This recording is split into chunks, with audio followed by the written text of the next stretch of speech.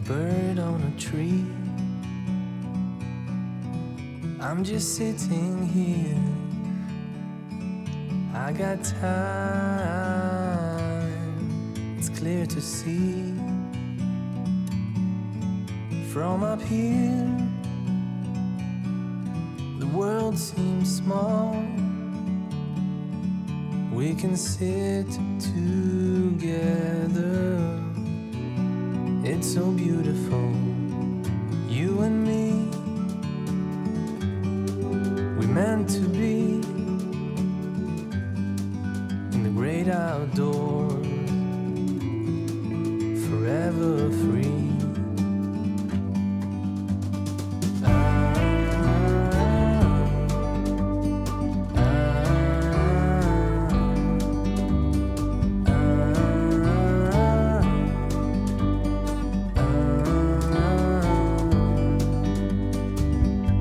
Sometimes you need to go and take a step back to see the truth around you. From a distance you can tell.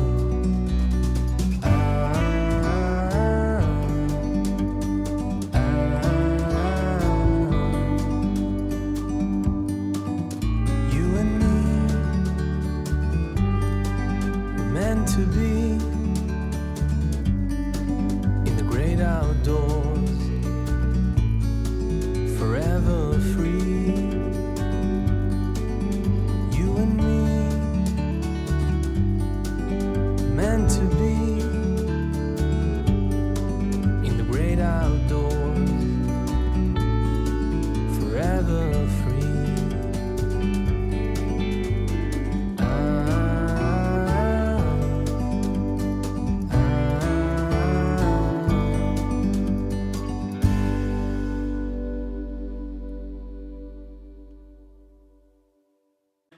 안녕하세요. 안녕하세요.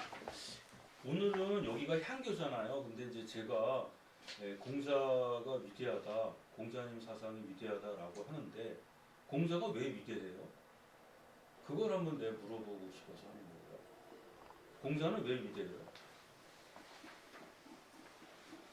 예를 들어서 이제 그 주역에 보면은 적선지가의 필위여경이래요. 선을 쌓은 집안에는 대대로 경사가 있다, 그런 뜻인데 선이 뭐예요? 선이 뭔 줄 알아야 행할 거 아니야. 착한 거?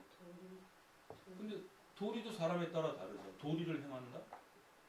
근데 나한테는 그것이 착한데 저 사람한테는 착하지 않을 수 있잖아요. 그러니까 착하다라고 하는 것은 객관적으로 존재하는 게 아니라 그건 가치 판단 개념이에요.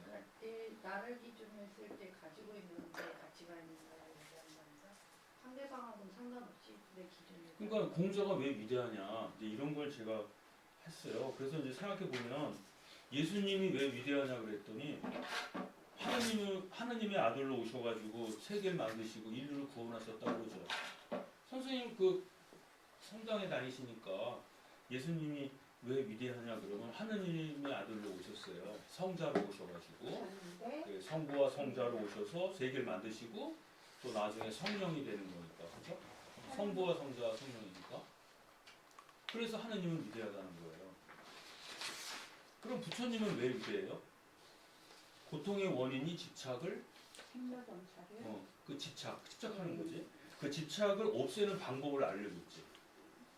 일체의 모든 것은 공한 것이다. 부질없는 것이다. 네, 일체 의심조다.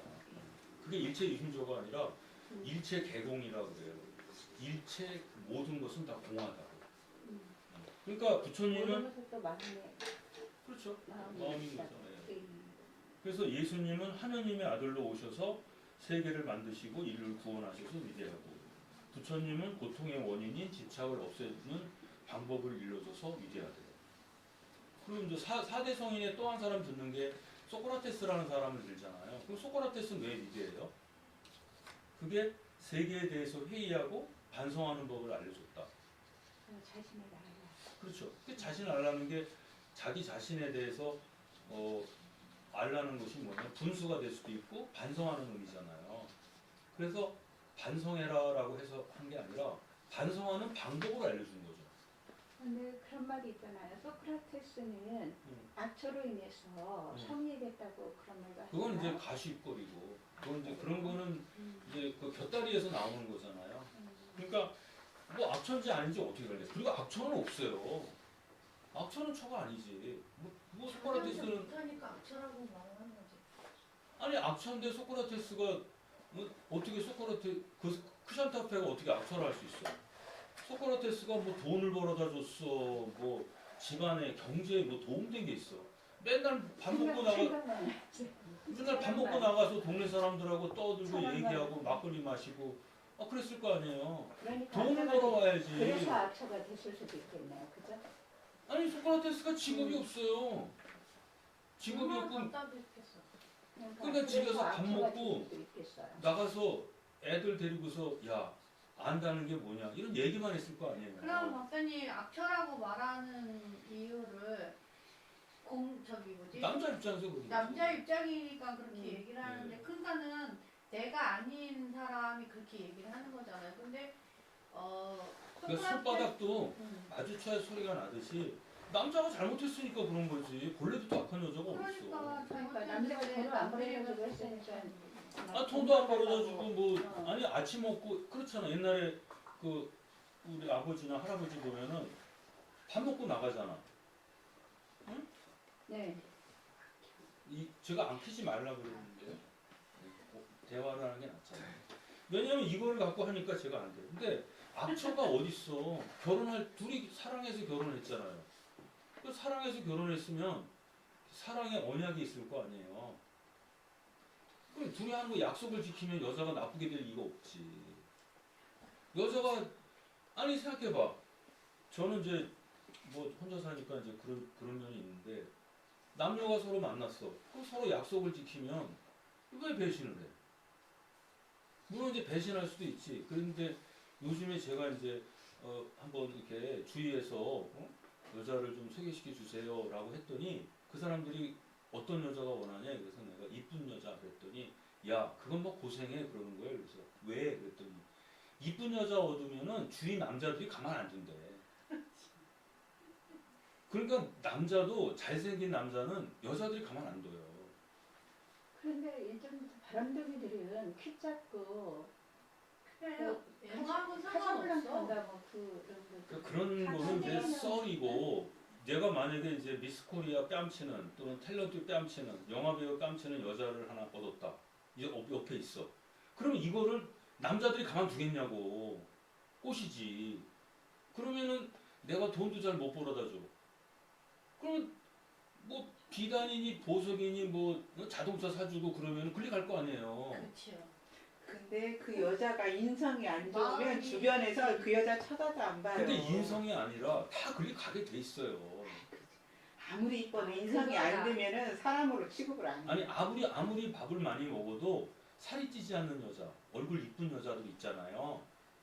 그런 사람들, 탤런트들 그 가만두냐고. 아니 내가 부인이라 결혼한 여자라 하더라도 찝쩍댄다니까. 그래서 그거를 안 한단 말이에요. 그래서 내가 이쁜 여자는 얻으면 안 된다. 그래서 또 가만히 생각해 보니까 80 넘으신 분이 그 얼굴 예쁘고 그런 사람은 그 아내로 얻는 게 아니야. 그러면 자네는 힘들어. 절대로. 내가 살아보니까 얼굴 이쁜 여자 얻으면 안 돼. 그래서 미스 코리아 선발 대회 할 때도 진섬이에서 진을 따지는 거 아니냐.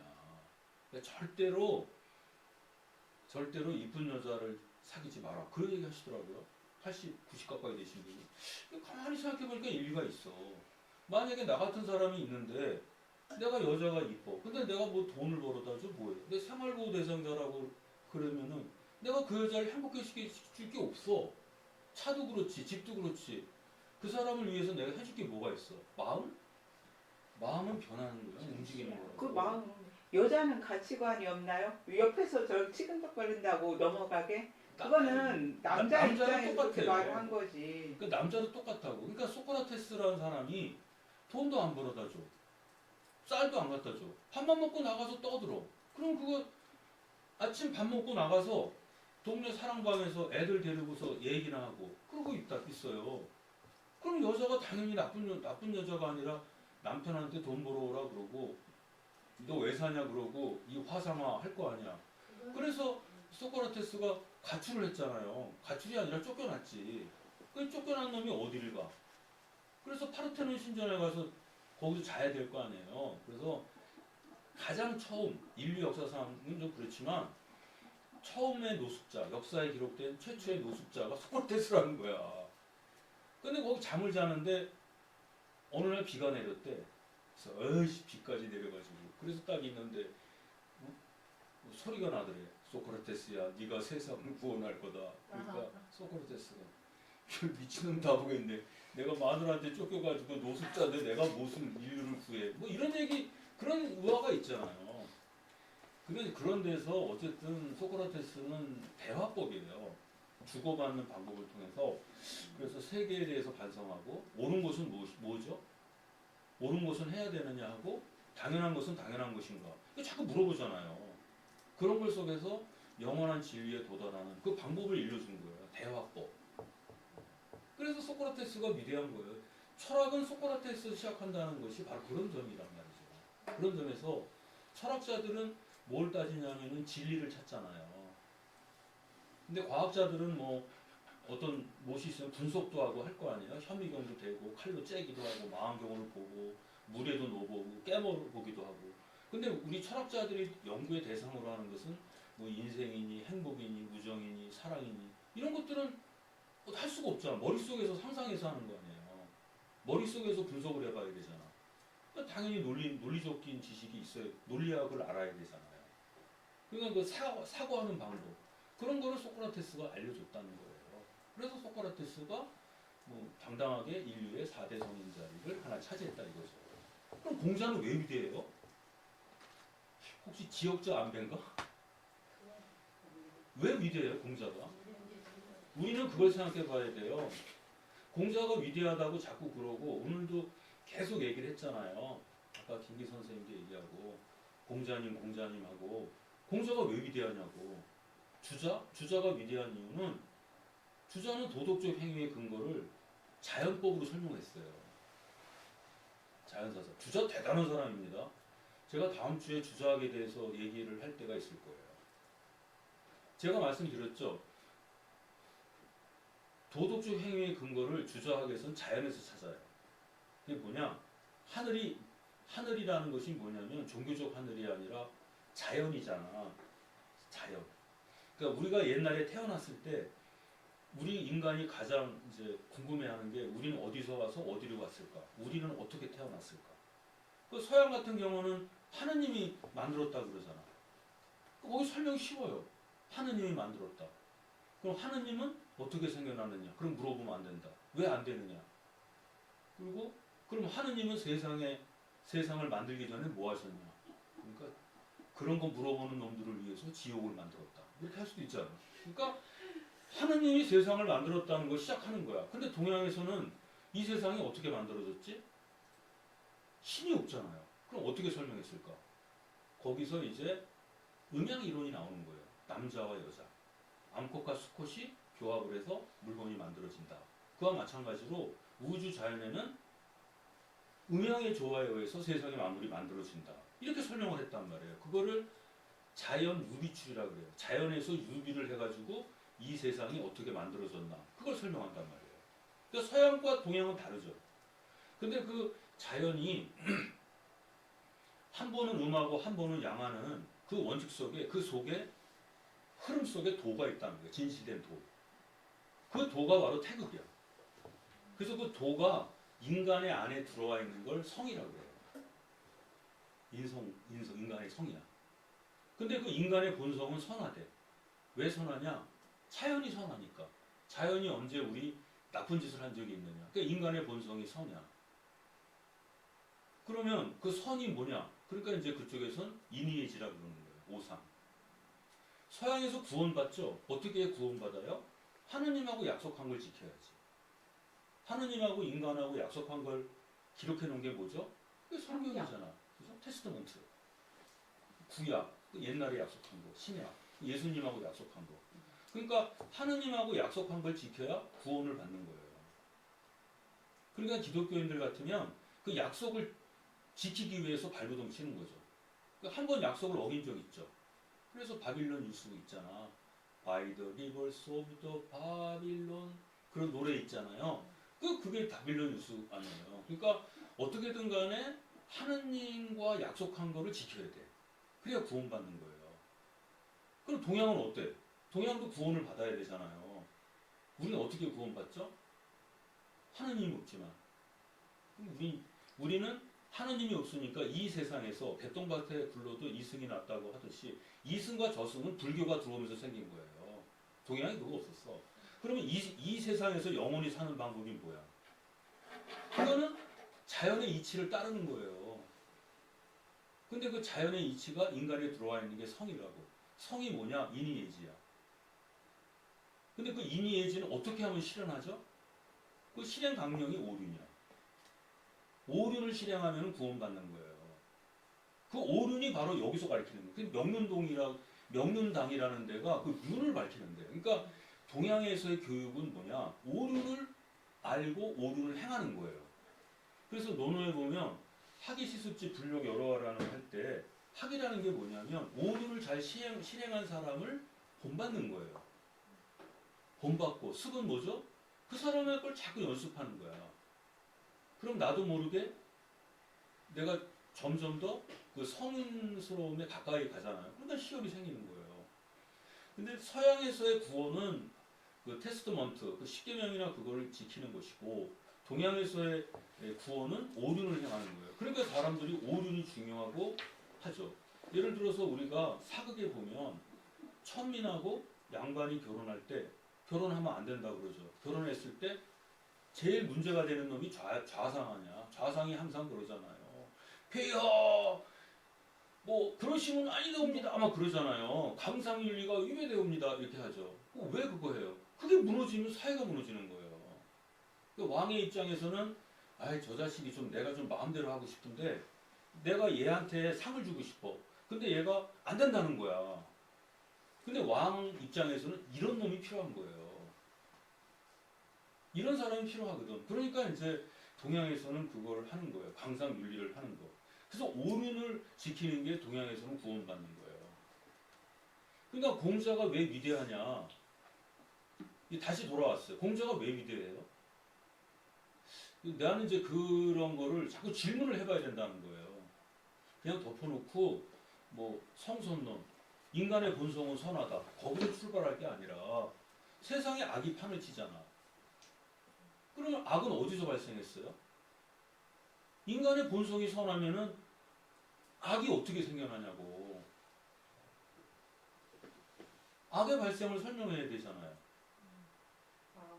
그렇죠? 아니 마음이 다 착하지. 아니 콩으로 태어났는데 콩을 심으면 팥이 되는 건 아니잖아요. 그리고 순자가 인간의 본성이 악하다 그랬대. 그러면 인간의 본성이 악하면은 교육을 왜 시켜? 서당계 3년이면 풍어를 읊는다 그러는데 걔한테 3,000년을 가르쳐봐. 걔가 풍어를 읊나. 안 되는 거란 말이야. 근데 순자는 권학편부터 시작을 해요. 권학편. 그러니까 우리가 자꾸 의문을 해봐야 돼요. 당연한 것은 당연한 것인가? 옳은 것은 옳은 것인가? 옳은 건 해야 돼요? 옳은 걸 해야 되는 것은 당위적인 거야. 그러나 때와 장소를 가리지 않고 하는 것은 맹목적인 거야. 그래서 우리는 때와 장소를 고려한 타당성을 따지는 거 아니에요. 그러니까 이게 의심을 자꾸 하고 해야 된단 말이에요. 그걸 소크라테스가 알려줬다는 거지. 다이알로그라는 것이 디알렉티케, 변증법적 방법이거든요. 대화술. 그리고 공자가 왜 위대하냐 생각해 보세요. 난 그래서 공자가 왜 위대하냐 그러니까 오륜 얘기하는데 그 오륜이 사람을 잡아먹는 거거든. 한번 물어보세요. 공자가 왜 위대한지. 인륜을 가르쳤어? 어디 공자가 인륜을 얘기했다는 얘기가 나와요? 논어에? 제가 대중용 책을 하나 쓰려고 그래요. 제목이 뭔지 아세요? 논어에는 공자가 없다. 논어에는 공자가 한 말이 논어가 483장이에요. 향당편을 한 장으로 봤을 때 향당편은 17절로 되어 있는데 그걸 한 장으로 봤을 때 483장이야. 근데 그 483장 가운데 공자가 직접 한 말을 액면 그대로 자면 그대로 옮긴 거는 10개도 안 돼. 아니요. 공자님이 말씀을 하셨지만 이런 거예요. 공자님이 어떤 취지로 말씀을 하셨는데 그 취지로 말씀하신 거를 당시에 유행하는 말로 옮겨놓은 거예요. 그게 공자님 돌아가시고 한 뭐 제전제자 때 처음 만들어졌어. 그리고선 제전제자 때부터 700년 동안에 그 문장을 계속 가다듬은 거야. 그래서 논어의 문장은 엄청나게 좋은 거예요. 논어의 문장은 운문체로 돼 있어요. 맹자는 산문체로 돼 있어. 장자도. 그러니까 맹자나 장자는 소설로 읽어도 재밌어. 근데 논어는 시적이야 다. 딱딱 떨어져. 학이시습지면 불력 여로와 유붕자 원방내 불력 낙호와 인부지불원 불력 분자호와 거기는 불력호 불력호 이렇게 돼 있잖아요. 그거는 편집됐다는 거예요. 공자님의 말씀 전해오는 공자님 관련 이야기를 내용과 형식을 조정해서 만든 거야. 그러니까 공자님의 말씀이 있는 게 아니고 당시에 유행하던 말이라든가 이런 걸 가지고 공자님이 이런 취지로 말씀하셨다라고 역사에 집어넣은 거예요. 아까 백이숙제 얘기도 했지만 백이숙제가 존재했어요? 그래서 이 뚜껑 덮는 게 있는데 여기가 이제 축산 고장이라서 처리가 많이 됐죠. 그래서 이제 제가 이제 그런 얘기들을 한 거예요. 아까 백이숙제도 백이숙제가 나오는 게 사마천의 사기에 나온단 말이에요. 논어에 나오고. 그러면 사마천이 논어를 봤을까? 생각해 보세요. 사마천이 논어를 봤어요? 사마천이 전환시대 사람인데 전환시대에 논어가 있었어요? 의심을 해봐야지. 논어라는 책이 언제 만들어졌는지. 그럼 논어라는 책의 이름이 처음 등장하는 게 언제죠? 수한 때야. 한서 예문지에 처음 등장해요. 한서 예문지에서 유음이라는 사람이 예문지 쓰면서 그 논어라는 말이 거기 처음 등장하는 거예요.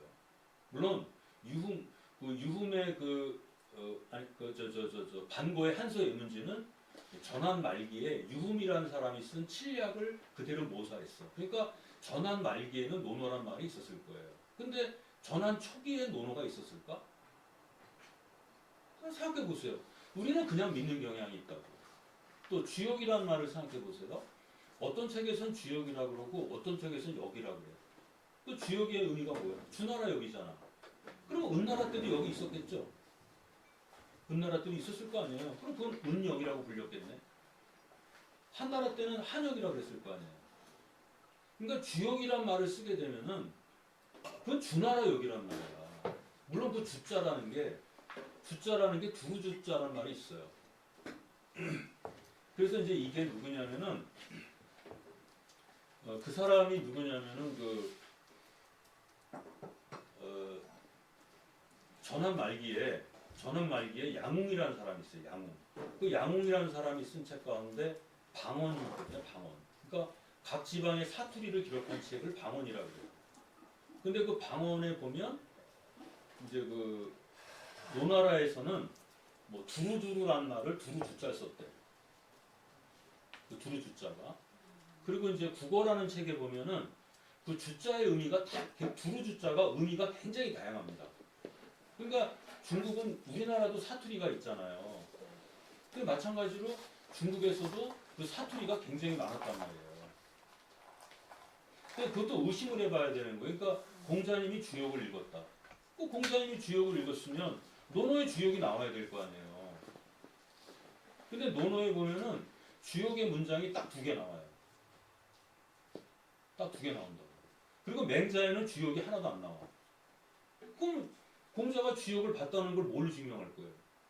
그러니까 우리가 의심할 거는 의심을 해봐야 되는 거거든요. 공자님, 그리고 보세요.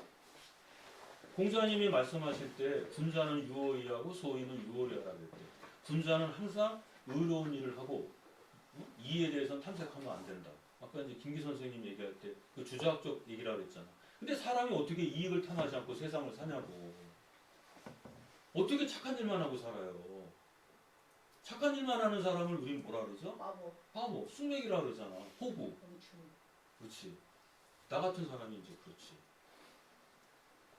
아니 우리가 어떤 길을 지나가다가 또는 방에서도 아니 이쁘고 멋있는 여자가 있어. 그럼 마음이 동하잖아. 여자는 안 그래? 똑같지. 남자도 그렇고 여자도. 남자보다 그래. 그거는 성녀지 성녀 돌이지. 아니 멋있고 아랑드롱 같이 채무령 같이 채무령 이건 저기 혜진 씨 채무령 아나? 최민수 아버지. 그럼 얘는 모르지. 모르지. 우리 세대 같아요. 나는 저 난 최민수가 싫어서 그 드라마도 안 본 사람인데. 내가 이제 지금요 내가 어디 가면은 그 여자 어떻게 생겼어? 그 사람 이뻐 어떻게 생겼는데? 야 김지미처럼 생겼어.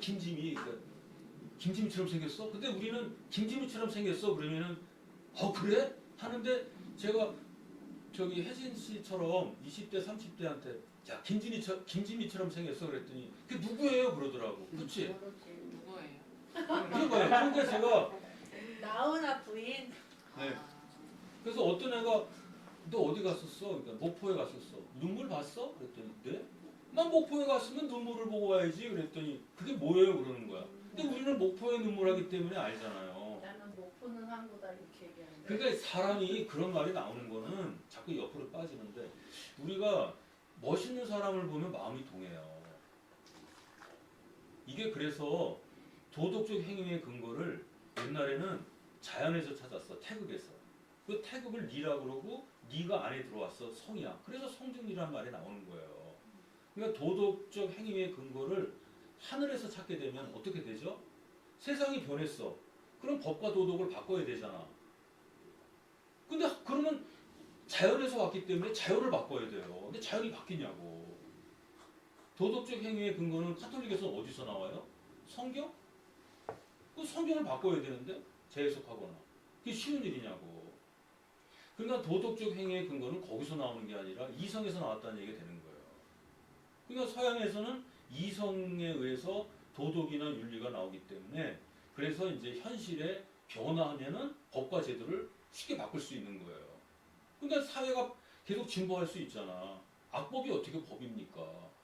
그런데 동양은 도덕적 행위의 근거가 자연에 찾다 보니까 법과 도덕을 함부로 못 바꿔. 그래서 사회가 자꾸만 정체되고 돌아가는 거예요. 그러니까 해와 달도 차면 기운다. 모난 행동을 하지 마라. 아니 어떻게 모난 행동을 해야만 발전하는 거 아니에요? 발전이라는 게 뭐야? 일탈 아니야? 똑같이 돌다가 툭 튀어나와서 돌연변이가 나와야 되는 거잖아요. 근데 동양은 그렇지가 않단 말이에요. 그러니까 그것도 우리가 의심을 해봐야 돼. 굉장히 많아. 그러니까 공자가 왜 위대한지를 한번 생각해 보세요. 왜 위대해요? 그 사람은 왜 위대해? 그래서 내가 그거를 이제 생각을 하게 된 거예요. 물론 주자학을 갖고 설명하면 쉽겠지. 그래서 제가 생각을 해보니까 그래서 제가 오늘 공자님이 위대한 것은 어떤가 제가 생각하는 의견을 이제 말씀드리는 거예요. 공자님이 위대한 거는 저는 여기 있다고 생각해. 공자님 이전에는 학교가 없었어요. 학교가 없었다고. 그 다음에 텍스트가 없었어요. 그 얘기는 뭐냐면 텍스트하고 학교가 없다는 거는 지식을 얻을 방법이 없는 거예요. 우리는 항상 어떤 일을 할 때 자기에게 알려진 지식과 정보를 바탕으로 행위를 결정합니다. 잘 모르는 거는.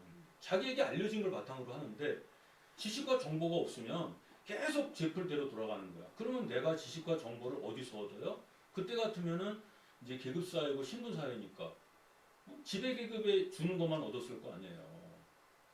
그러니까 그건 지배계급이 주는 정보와 지식만 갖고 하다 보면 결국은 지배계급의 입맛대로 돌아가는 거예요, 세상이. 그럼 가난한 놈은 계속 가난하게 되고 천한 놈은 계속 천하게 되는 거야. 너는 천해. 내가 왜 천해요? 막 그걸 몰라서 물어? 하늘이 태어날 때부터 그렇게 만들었는데? 이렇게 얘기하면 어떡할 거야? 인간은 본래 인간은 누구나 평등하다라는 지식이 알려지면은 그게 안 먹히잖아요. 그러니까 그 당시에 공자 이전에는 학교가 없었어. 그 다음에 지식도 없었고. 그러니까 교과서도 없었어요. 그럼 그 사람들 때는 어떻게 지식을 얻었을까? 그럼 일반 천민들은 노예니까 노예는 지식을 가질 필요 없잖아요. 시키는 것만 하면 되니까. 그런데 사라든가 대부들도 마찬가지예요. 옛날에 전해지던 것만 계속 했을 거 아니에요. 근데 공자가 학교를 세웠단 말이에요. 그 책을 가르쳤죠. 이건 굉장히 혁명적인 거예요, 제가. 왜냐하면 새로운 지식과 새로운 정보가 생기면은 세상이 뒤집어진다니까. 우리가 저걸 한번 생각해 보세요. 저기 혹시 알죠? 성경. 성경이 원래 라틴어로 돼 있었잖아. 라틴어로 되어 있는데 일반 대중들이 라틴을 모르지 않습니까? 그거는 뭐 로마 시대하고 중세 사회 같으면은 로마하고 거기 같으면 뭐 예를 들어서 600년 정도 됐어. 그럼 그때까지 라틴어를 보는 사람이 어디 있어요? 근데 라틴어를 볼 수 있는 사람은 배운 사람만 보잖아.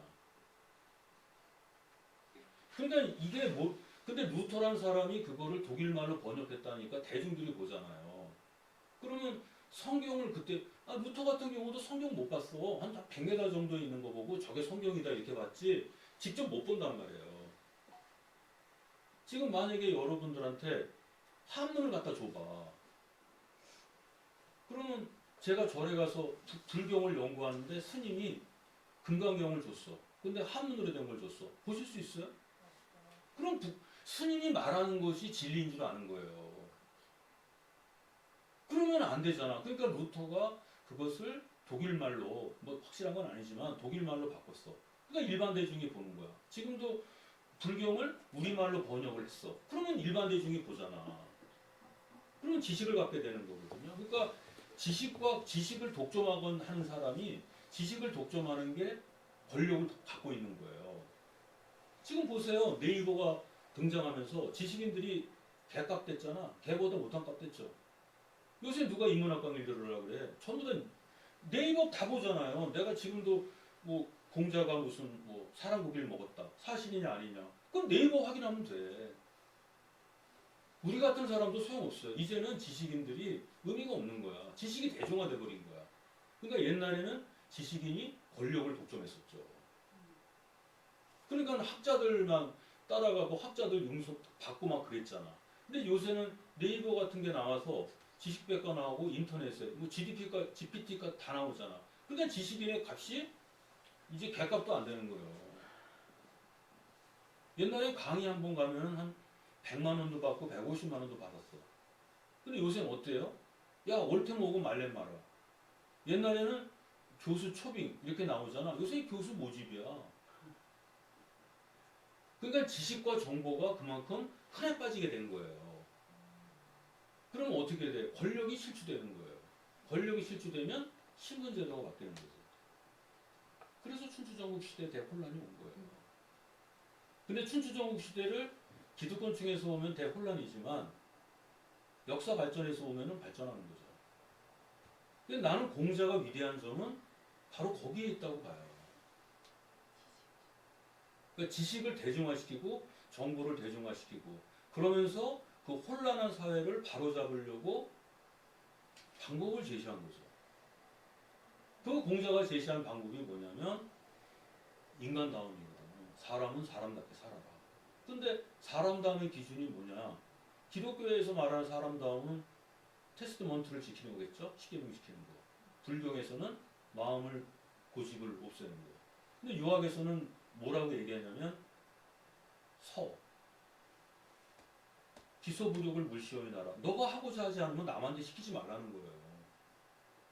그 인간은 역지사지 입장에서 보자. 네가 하기 싫으면 남한테 시키지 마라. 다른 사람이 너한테 시키지 않았으면 하는 것이 있으면 그것을 다른 사람에게도 시키지 마라. 그리고 뭘 얘기하셨냐면 너를 사랑하라. 자기를 사랑하라는 거예요. 왜냐하면 그 당시도 이제 남을 위한 배려와 봉사를 얘기하는 사람들이 있는데 남을 위한 배려와 봉사를 하루 이틀은 할 수 있어. 한두 번은. 근데 어떻게 매일매일 남을 위한 사랑과 봉사를 하냐고. 내가 인류를 사랑한다고 그러죠. 인류를 어떻게 사랑해? 근데 인류를 사랑하기 위해서 나를 희생하라 그러거든요. 근데 공자는 그거를 거부하는 거예요. 그건 안 된다는 거예요. 나도 인류인데 나를 희생하면서 남을 사랑한다면 그건 인류의 반쪽밖에 사랑하는 거 아니잖아요. 그럼 나도 사랑하고 남도 사랑하려면 방법이 뭐냐? 나를 먼저 사랑해야 돼. 내가 나를 사랑할 때 얻는 즐거움이 있어야 그거를 남한테도 하는 거거든요. 그럼 나를 사랑하는 방법이 뭐예요? 진짜 사랑하는 사람 같으면은 모든 걸 다 해주고 싶지. 그 사람한테 좋은 옷만 입히고 싶고 좋은 자리만 쓰게 해주고 싶고 또 남한테 핀잔 듣지 않는 사람다운 사람으로 대접받게 하고 싶을 거 아니에요.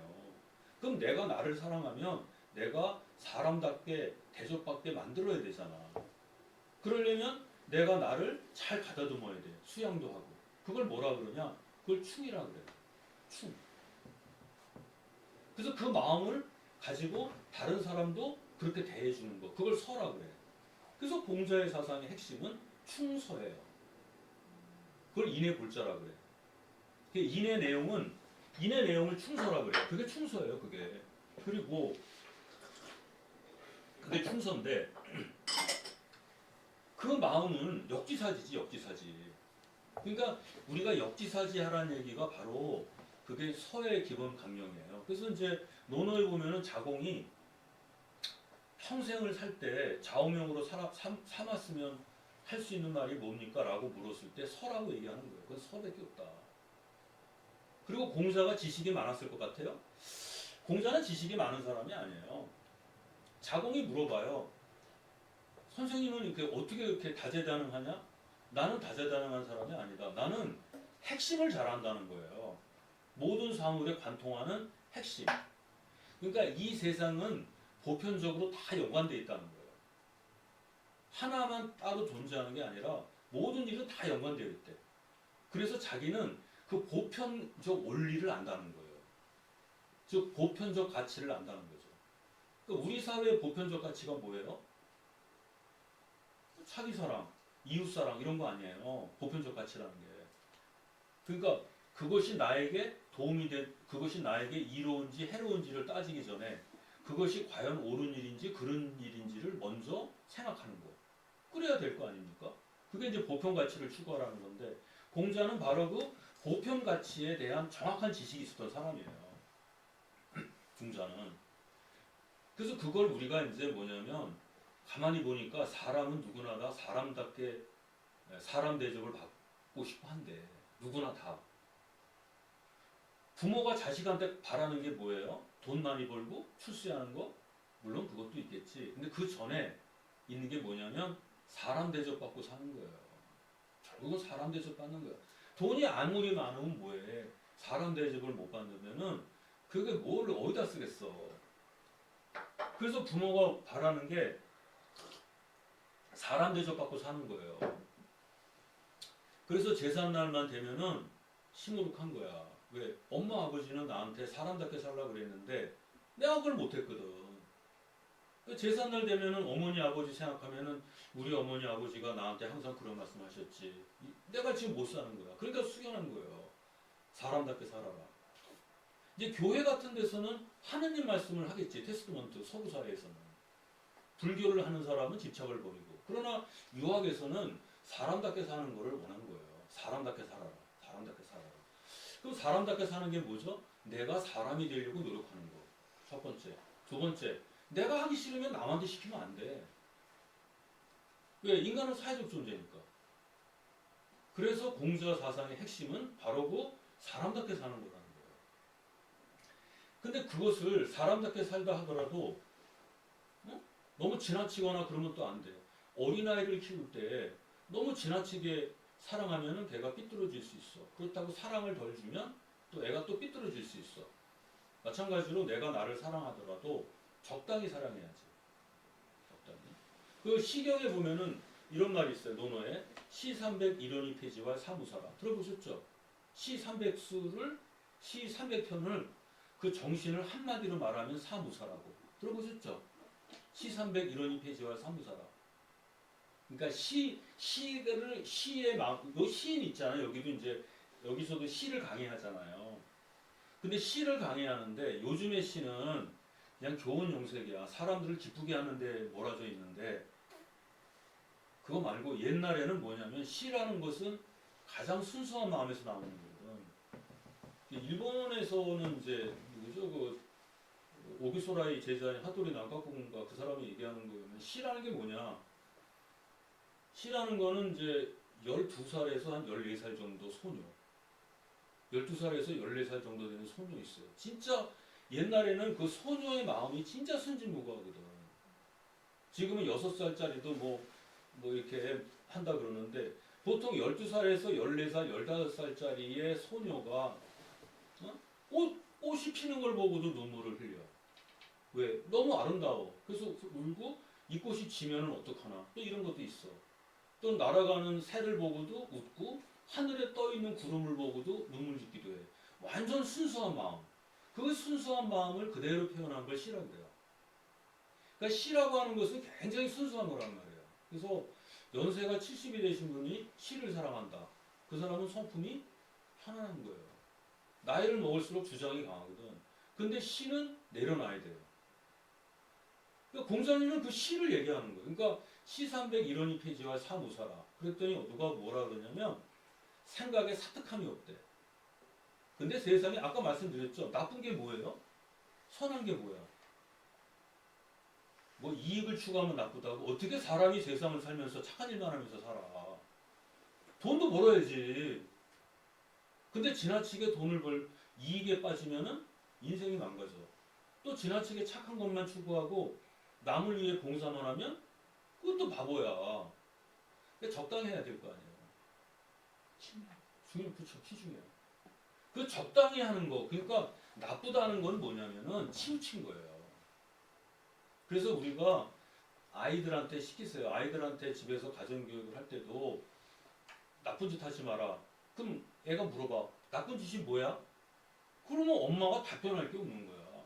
뭐 도리가 뭐야? 도리가 뭐예요? 도리는 실천 이성에 의해 자각된 합리성의 조리야. 도리라는 것은 합리적인 조리라고요. 어떤 일을 할 때 수학의 공식 같은 거야. 그러니까 우리가 사회생활하면서 누가 시키지 않은데도 스스로 자각한 어떤 합리성의 조리, 그게 도리란 말이에요. 근데 아이들이 그걸 알아듣냐고. 못 알아듣지. 그러니까 돈을 벌더라도 적당히 하고 욕심을 부려야지. 욕심이 없으면 어떻게 살아? 욕심이 있어야 그 욕심을 충족시키기 위해서 일을 할 거고, 일을 하다 보면은 그 욕망을 충족시킨 재료를 생산하고, 그러면서 생활이 또 개선되고 또 욕망 느끼고 그렇게 되는 거 아니야? 근데 욕심이 없고 어떻게 사냐고.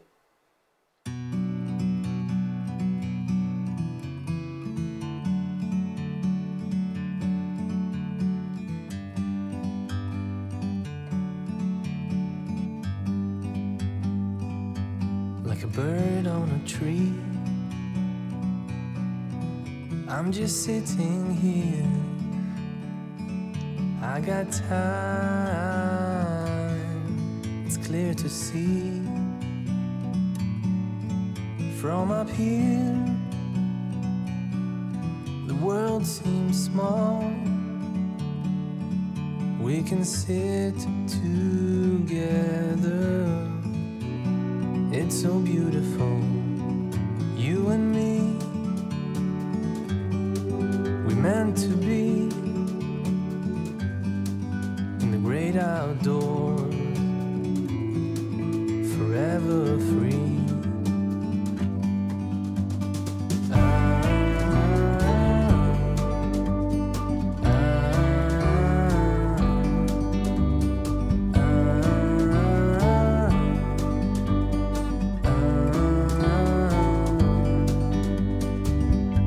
Sometimes you need to go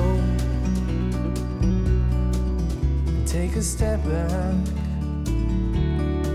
to see the truth around you. From a distance you can tell